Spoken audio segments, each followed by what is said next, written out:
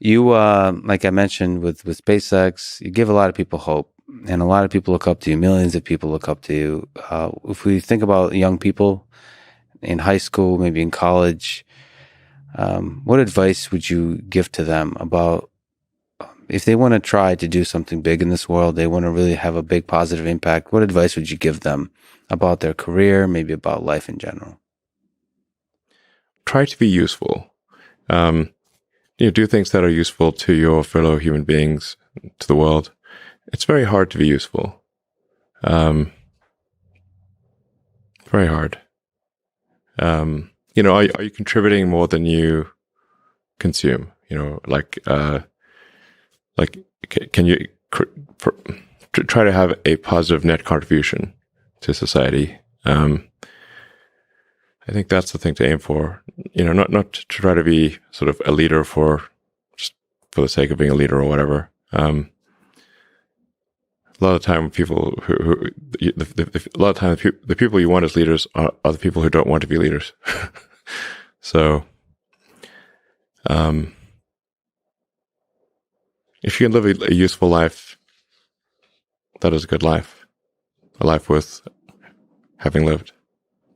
And like I said, I would encourage people to use the mental tools of physics and apply them broadly in life. They're the best tools. When you think about education and self-education, what do you recommend? So there's the university, there's self-study, there is hands-on, sort of finding a company or a place or a set of people that do the thing you're passionate about and joining them as early as possible. There's taking a road trip across Europe for a few years and writing some poetry. Which trajectory do you suggest? In terms of learning about how you can become useful, as you mentioned, how you can have the most positive impact.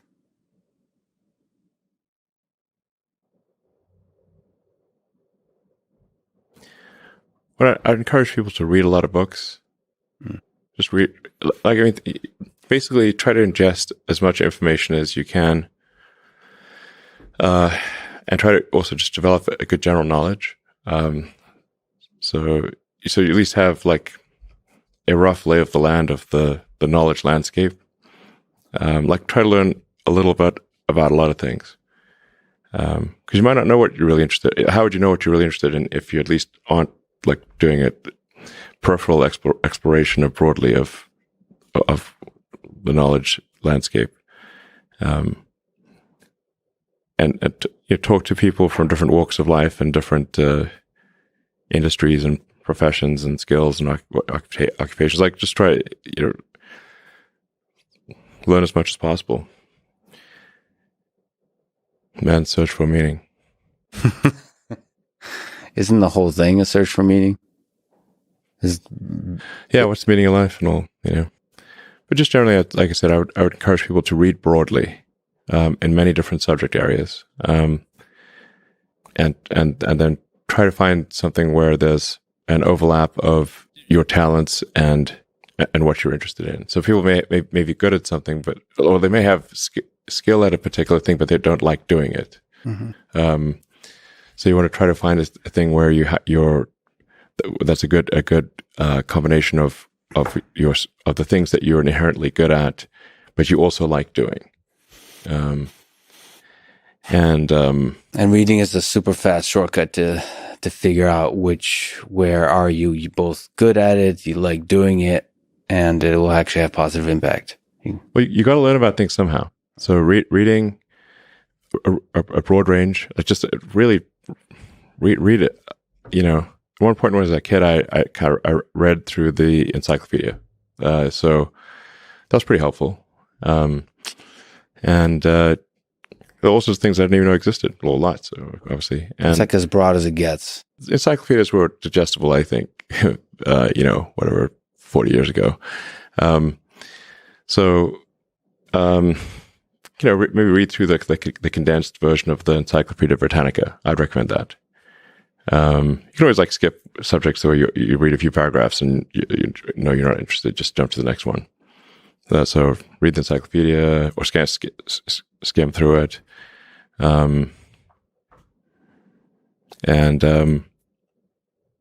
but I put a lot of stock and certainly have a lot of respect for someone who puts in an honest day's work to do useful things, and just generally to have like not a zero sum mindset, or a like have more of a grow the pie mindset. Like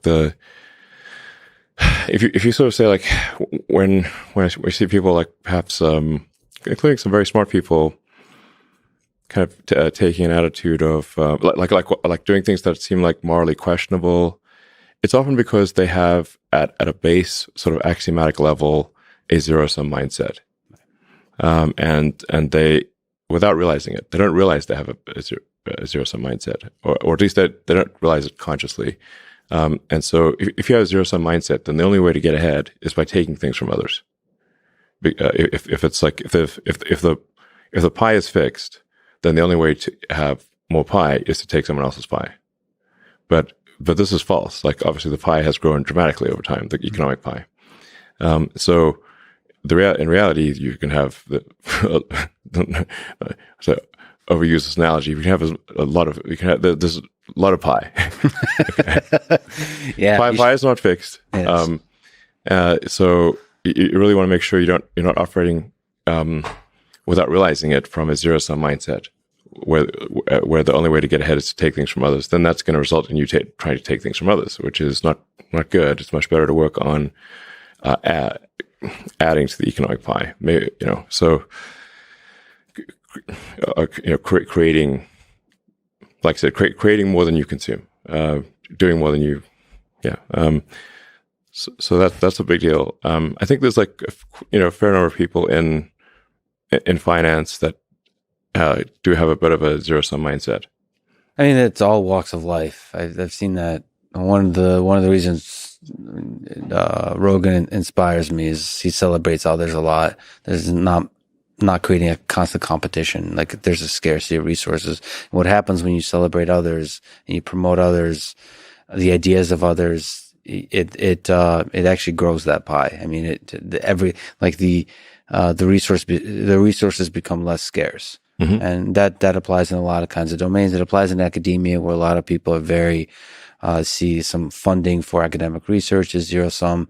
And it is not. If you celebrate each other, if you get everybody to be excited about AI, about physics, about mathematics, I think there'll be more and more funding, and I think everybody wins. Yeah, that applies, I think, broadly. Yeah, exactly.